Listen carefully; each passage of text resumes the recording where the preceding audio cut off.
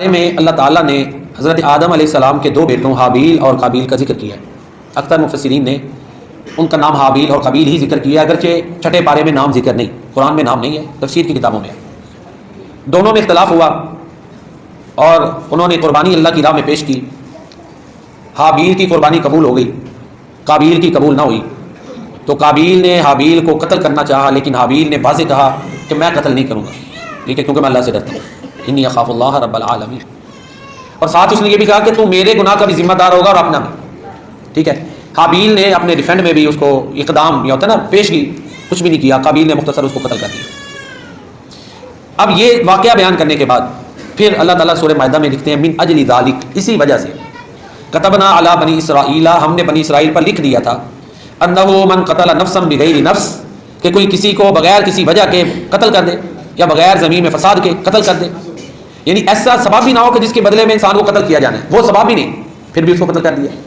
یا وہ زمین میں فساد نہیں کر رہا پھر اس کو قتل کر دیا، تو اللہ فرماتے ہیں فکأنما قتل الناس جميعا، ایسے ہی ہے کہ جیسے اس شخص نے ساری انسانیت کو قتل کر دیا۔ ومن احیاها فکأنما احیا الناس جميعا، اور جو کسی انسان کو نفس کو بچائے گا، زندگی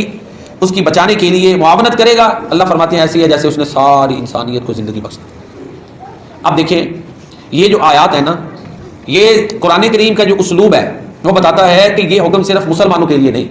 امت محمدیہ کے لیے نہیں ہے، پچھلی امتوں کے لیے بھی تھا، کیونکہ من اجل ذالک کتبنا علی بنی اسرائیل،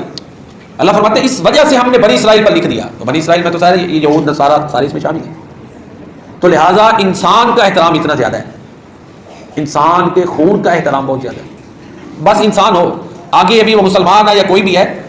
اگر اس کا ایسا جرم نہیں کہ جس کے بدلے اسے قتل کیا جائے تو نہیں قتل کرنا، ہاں ایسا جرم ہے تو ظاہر ہے پھر وہ قانون کے مطابق، جو بھی قانون ہے کسی ملک کا جو لا چل رہا ہے اس کے مطابق ہی چلنا ہے، ہر کوئی تو نہیں کسی کو مارنے چل پڑے گا، قانون ہے، قانون کے مطابق چلا جائے گا۔ اگر مومن ہے،